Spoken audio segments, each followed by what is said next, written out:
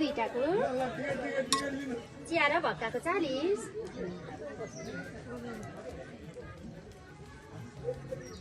दिदीले भक्का बनाउँदै हुन्छ हाल्दै पनि छु है टेस्टी जस्तो छ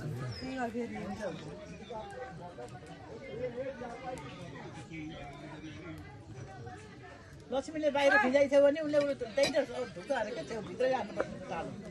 बाहिर